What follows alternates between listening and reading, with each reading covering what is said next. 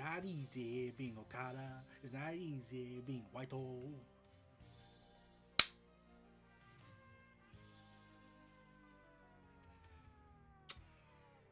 Oh god, I feel so sorry for Okada and Whitehall. Yeah, Whitehall and Kazuchika Okada. Because you had to tell them, okay, you're going to be the main event. You're going to close the show. You just have to beat Kenny Omega and Will Ospreay's match when it goes on. But I'm sure you guys can handle it. About 30 or so minutes later. We cannot handle it! So, yeah. The match that has been built up for years for so many people, especially between the Will Ospreay and Kenny Omega. So, yeah. A long ago in a distant land. Well, Japan to be exact. Oh man, this was a thing.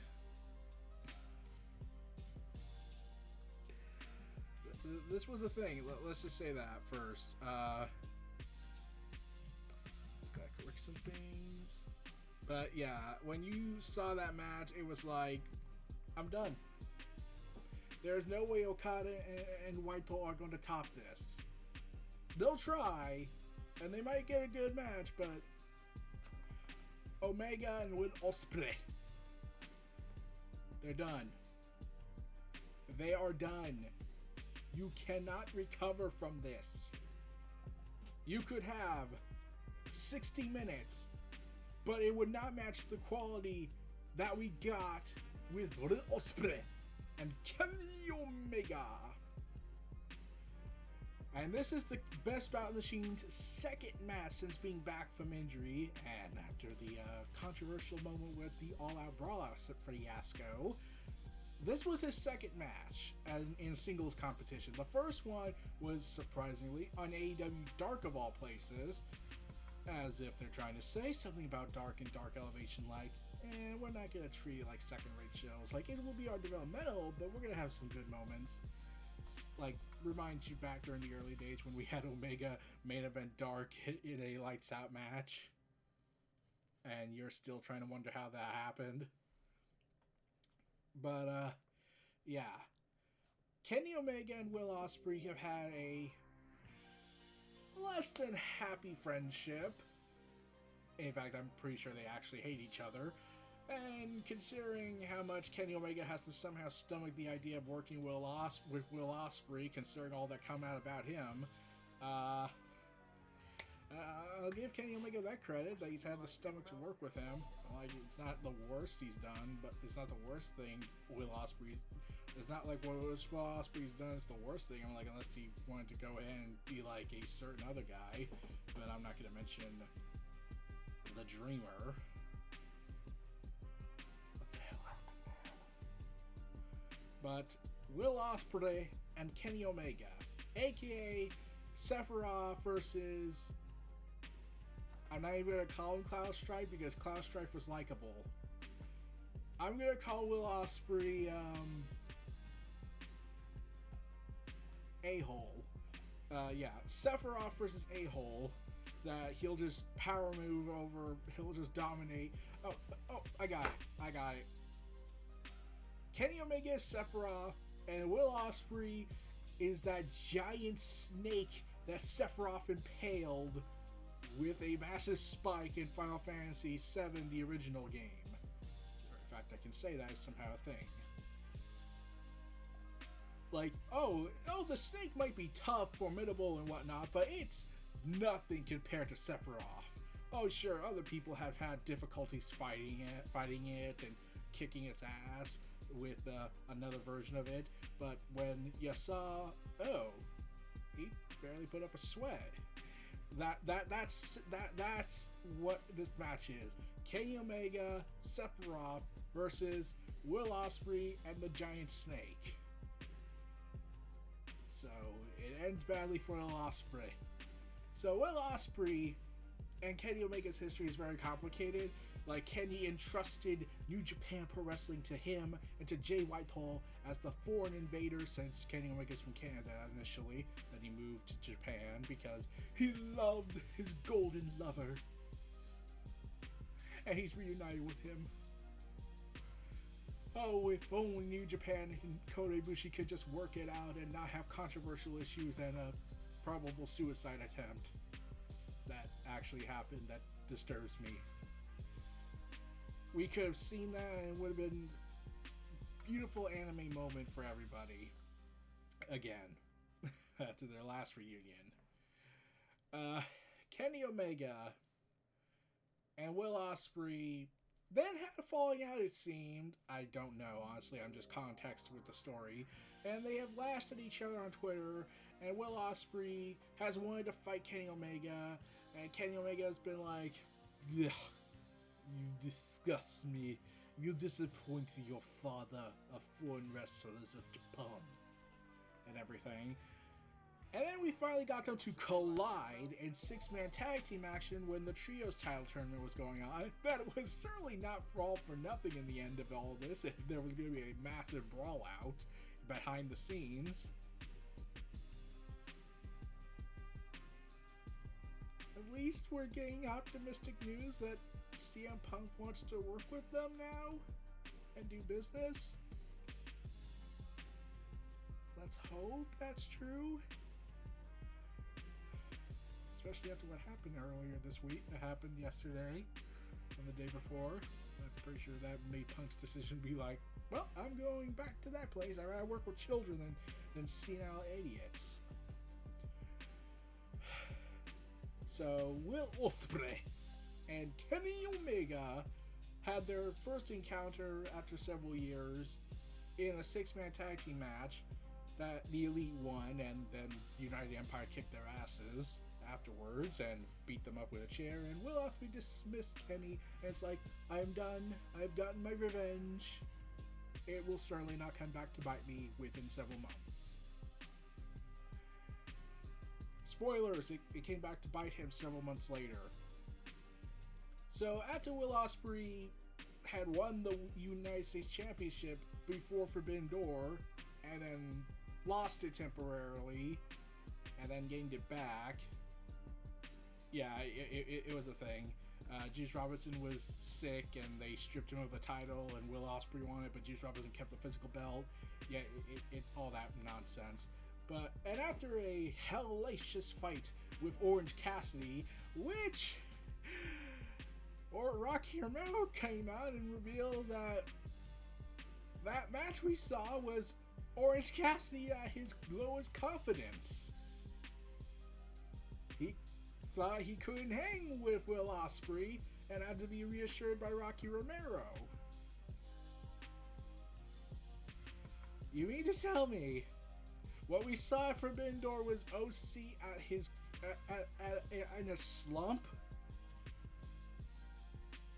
Let me remind you, the match that critics of AEW have praised, and even Tribalists admitted was great, was OC when he was down in confidence.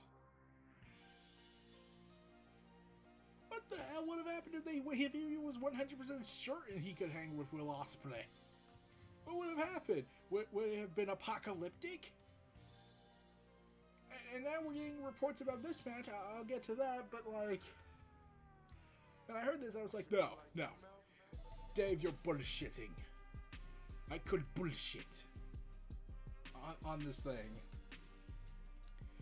But yeah, Kenny Omega declared his intention to challenge Will Ospreay and take the US title from him at the historic crossover event, Stardom and New Japan event. And it's so ironic. It is ironic to see that, because now Kenny Omega has become the Alpha versus Aerial Assassin. And now I suddenly want to wish that Chris Jericho was a young man again and could do the things he could do and fight Will Ospreay. Now I suddenly have that thought in my head. But I'll settle with Omega versus Ospreay versus the aerial assassin in Mortal Kombat. And this was going to be the double main event. The only thing Kenny Omega could have missed out, and then Kenny Omega during the press conference that got heated with Will Ospreay, Kenny Omega brought back Devil Sky. Yay! So beautiful to see Devil Sky again. I know I could probably get it from Apple Music, but Devil Sky being played with Kenny Omega. Kenny, by God, Omega. So beautiful. And we got the return of Don Callis, who is now cosplaying as Happy Corbin because apparently Corbin actually got a fan out of Don Callis. That's a thing I can say in 2023. That's a thing. And then we got Kenny Omega not coming out to Devil Sky. Is he a heel? Yeah, this is the thing about these two, about this match. Will Ospreay's been a heel, and Kenny Omega, you can't really be certain if he's a face or a heel since he's been back after the suspension. He could be anti-hero, but yeah, he decided to make everyone mad after hyping them up at that press conference to make way for the one-winged angel, Sephiroth. And I gotta give.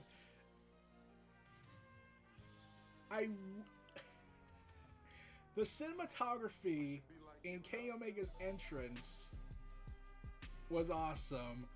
Especially the time signaling with him throwing his arm out and the one-winged angel emerges on the Titantron. It was like, oh god, imagine the amount of times it took to rehearse that.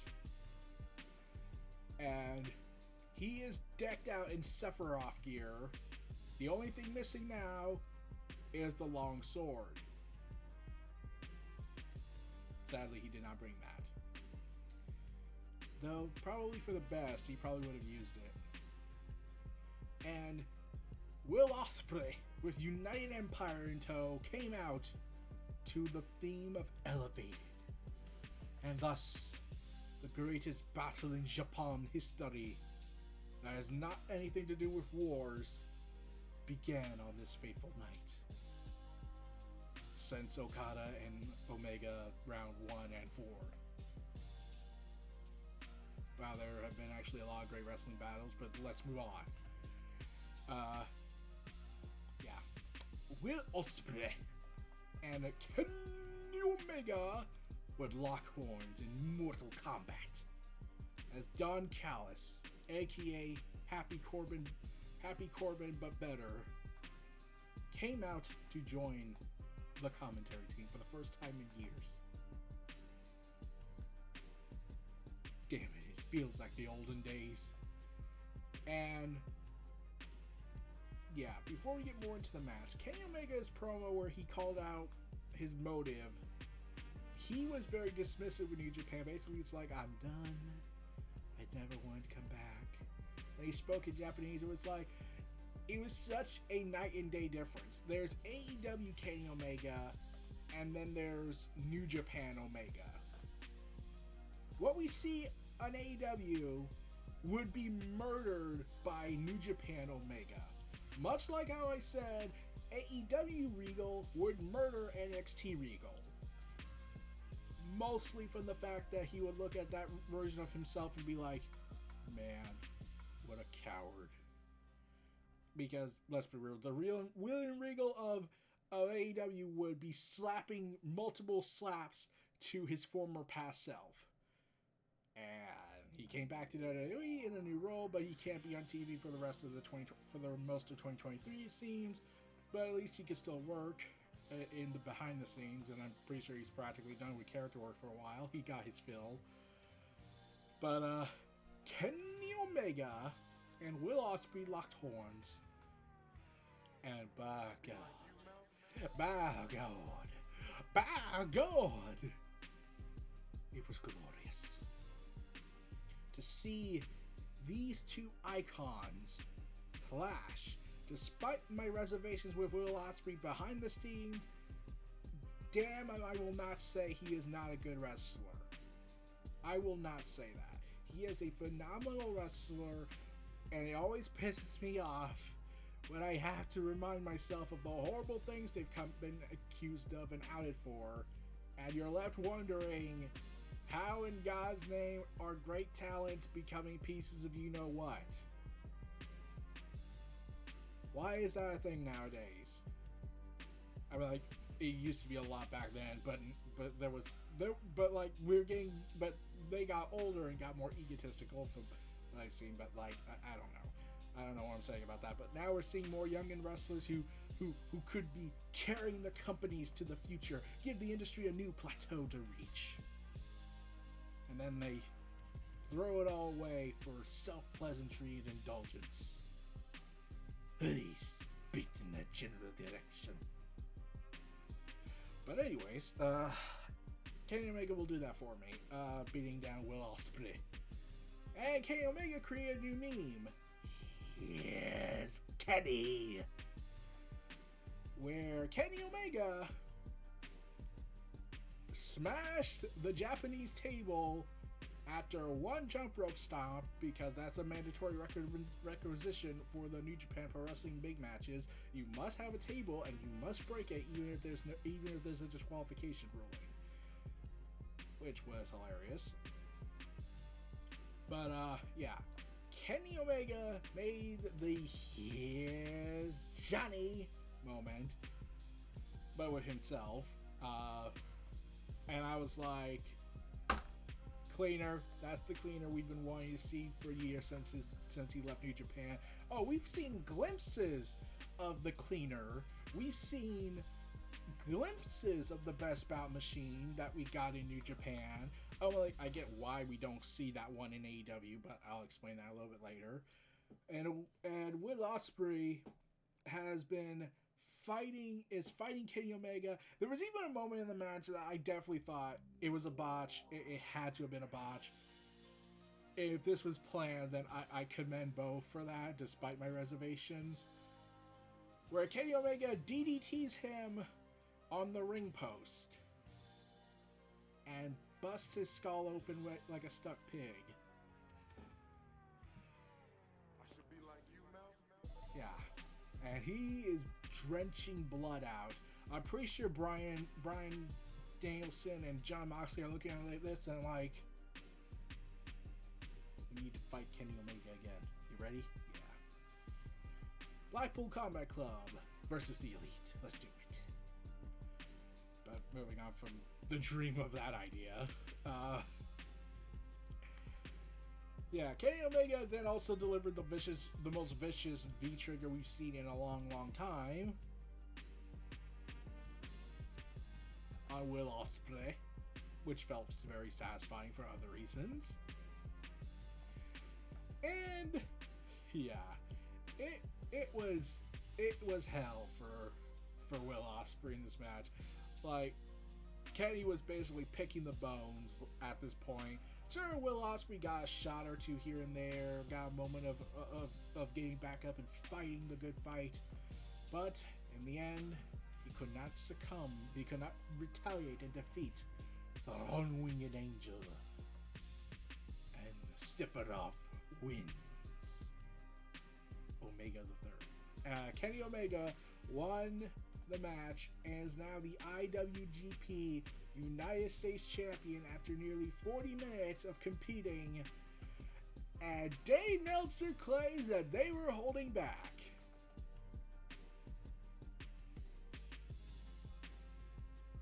I am not kidding. Dave Meltzer came out and claimed that Kenny by God Omega and Will Ospreay were holding themselves back for future matches.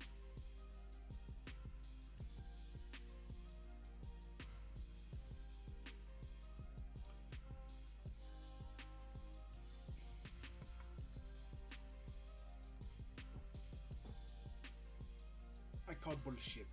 Like, oh god. What we saw was them holding back. Like, look, I'll believe it if Rocky Romero or anyone else comes out and backs Dave Meltzer's claim, or Kenny and Will Ospreay themselves come out and claim, yeah, I held back. I don't think Kenny and Will Ospreay will do that because no one wants to think that. You're gonna tell me that those two, this match right here, was them restrained.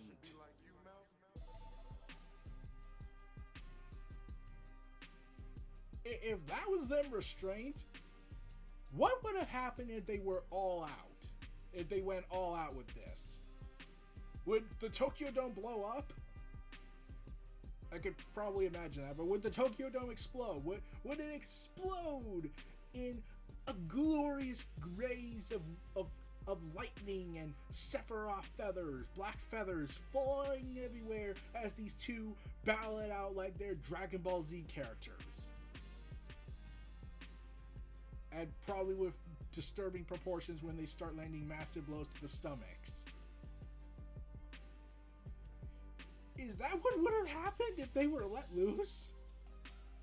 Like, I told some of my friends who were there, who watched the show when it was airing, and they were like, no, the BS. I'm calling BS on that. There is no way those two were holding back. They were not holding themselves back. They had to have been going all out in that match. If that was them holding back, then I don't know what the hell we saw. Oh, and my buddy Lex from ATW, he was there. He got to see all of it, physically in person.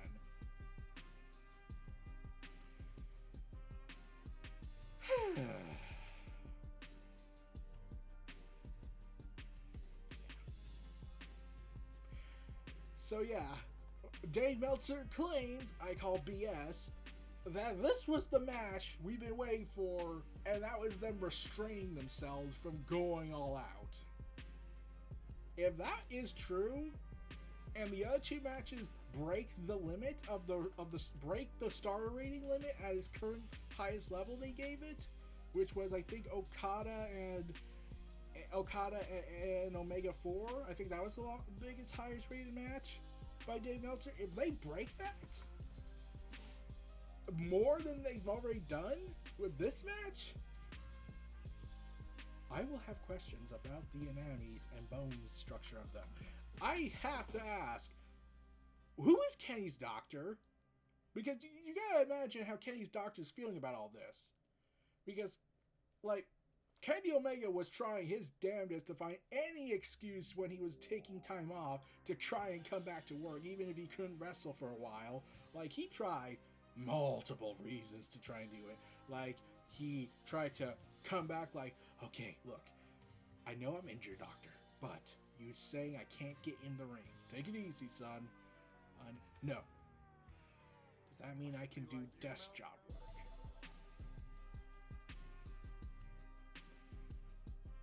I regret being your doctor. I regret it. Like, there is no amount of regret in the universe I regret more, Kenny, than being your goddamn doctor. Sadly, yes.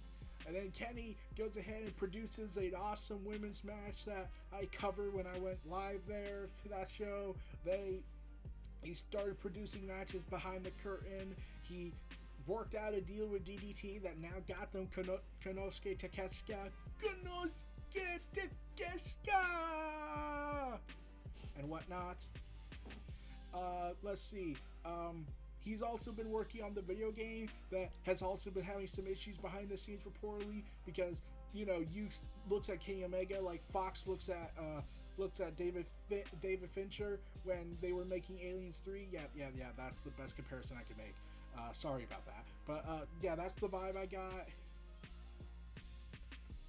And then everyone had to keep telling Omega, look, Omega, we love you. I'm sure even Punk would probably say this because at least you have the choice now. Go home. You sick bastard. Go home.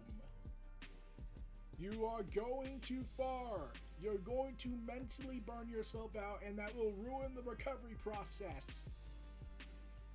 And I'm pretty sure what was going on with his buddy Kota Ibushi, his golden lover at the time, probably didn't help matters. So yeah, and there's a reason why I say Kenny Omega doesn't work the level he does in New Japan like he could do in AEW. He could, but I've said this in my AEW retrospective video when it was still in production, that the reason why Kenny probably did go to AEW, not just because his buddies were there and it would be a new opportunity and all the exciting stuff they could do with their own company and no one getting in the way except Tony Khan when he has to put a leash on them when it came to it. Because Kenny Omega at that point was hurt. Broken ribs, bruised ribs, vertigo for several years. He was working hurt. His knees were giving out. His body was torn apart. And as he kept wrestling and wrestling and wrestling, he was... And think about this. This was also happening when he was being champion, was holding 4 belts, world titles, in 3 different promotions, and he had to compete in all 3 of them. You have to kind of admire the iron guts this guy has. Because how do you work? Like when he fought Pac the Bastard and Orange Cassidy in that triple threat match, he cut his hand using the belts to smash in Pac's head. Like, he cut himself. He had to take stem cells to help him heal recovery faster just to do it. He worked a match with Andrade, El Idolo, at AAA. He kept defending the belt. He was damning his best, no doubt, to try and work Hangman. Like, get me to Hangman, get me to Hangman. I just gotta make it to Hangman. And then he remembered, oh wait, I also have the Mega Championship of AAA. Okay, can we work that? No. Okay. I'll stop. I will be back for that belt. I will try to compete for that belt just to give him the win. That is how insane Kenny Omega's work ethic was. What? Imagine if he was doing all that and he had to work at the level he was working when he was just in New Japan and Ring of Honor. Oh my God, he wouldn't. I don't think he'd be standing. I think he'd be in a wheelchair. Imagine if he had went to WWE. Like, he asked for he wanted creative control over his character. That's the definite belief I have why he didn't want to go to WWE unless it was on his favorable terms, which Vince will never do. And I don't even think Triple H will give it to him. Or Nick Khan or Stephanie. But could you imagine if he went to WWE during that time when they were still working the road 300 days? And he was being told by management, especially Vince, go out there and act like you're New Japan Kenny Omega. Every night, every show, I don't care how much it takes out of you. He would have freaking lost his bones. Like, that's how freaking awesome Kenny Omega is and how much of a workaholic he no doubt is. To the point of detrimental health. And very questionable stuff. But, and then you gotta remember, he was also producing Being the Elite at the time. He was producing other shows. Like, you have to think how anyone in AEW was looking at him and like, like, you have to think, like, except for Punk, since he vocally expressed how he called them children, but like, remember when Punk almost died in WWE? And WWE's handling of it was pretty freaking bad?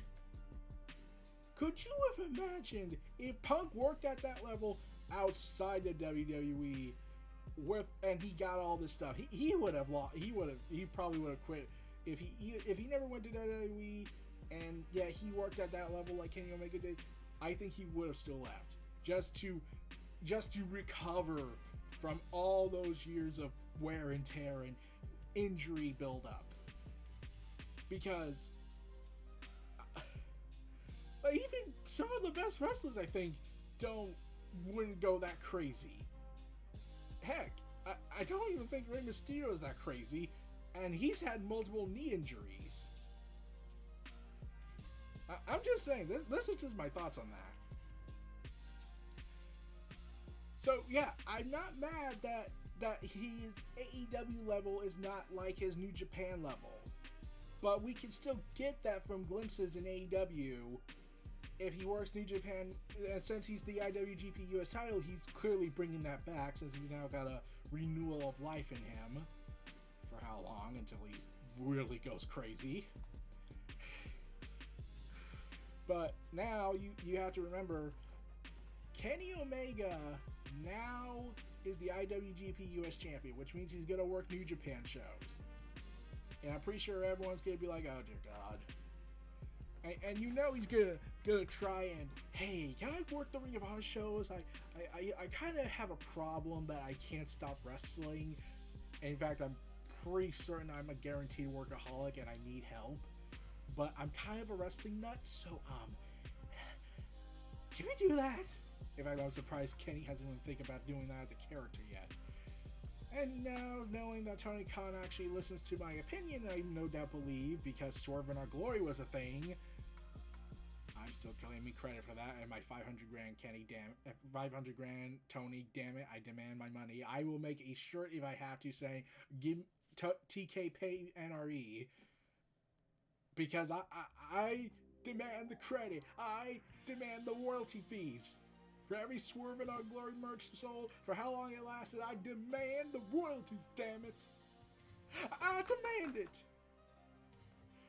But enough about my internet feud with Tony Khan, because he is a more successful businessman than I'll ever be, and the fact that he gets to live out the ultimate geek power fantasy with his billions of dollars and make money while he sleeps, whereas I have to live day by day and have to cry in a corner secretly, realizing I will never be that powerful. I'll be right back. I'm gonna get cry in a corner.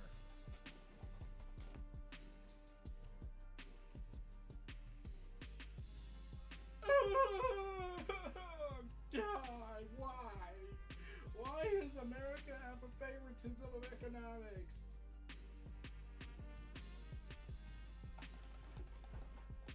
Okay, I'm better. I just had my greatest cry fest, but okay, I kid on all that, but like, yeah, Kenny Omega and Will Ospreay tore it down. They tore it down. Let's call it here. They tore down Wrestle Kingdom. I'm pretty certain they tore the arena apart, and that was them holding back, allegedly, according to Dave Meltzer. If they fought and they went all out, if Dave Meltzer's correct, I'm pretty sure they blew up the roof and go Dragon Ball Z levels fighting, and probably rip the planet asunder. But that's a different disaster. We already have enough disasters waiting for us ahead of this year. So, pardon my doomsday thoughts. But yes, finally, we can breathe. I hope you like the music produced by Melv. I look forward to more content giving, and while I have a nice quiet life, I'm partially envied towards Tony Khan and his ultimate power fantasy life, that he could make money posting a tweet about WWE, and he somehow would make $100,000 from it. Okay, moving on. So, Kenny, you are now the IWGP US champion. Let's see how long you take that. And especially after what you did on New Year's Dash, competing with your arch nemesis, Kazuchika Okada. Yeah, when I saw that, I was like, that's like Sephiroth and Cloud just being buddy-buddy and working together after everything they went through. That's how surreal it was seeing that.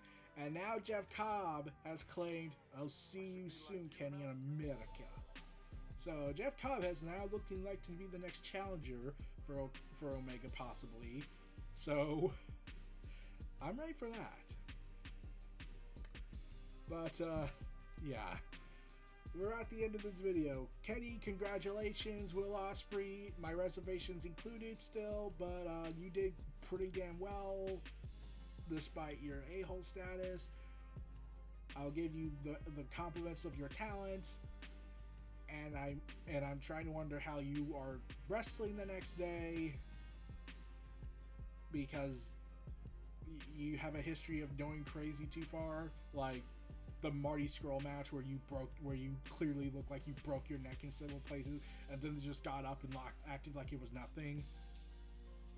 God, I think even Mankind Mick Foley would be looking at Will Ospreay like, damn, how did you do that? I lost an ear and I was out for at least a month, and I thought I came back earlier than Kenny. I'm trying to wonder how I even made it this far. Yeah. Yeah. So this was your host, Eric Brown of Neo Reality Entertainment, NRE, the WrestleVerse. Feel free to like, comment, subscribe. Check out my content in the description below. Stay tuned for more. I'll see y'all again next time. Peace and take care. And my God, we made it.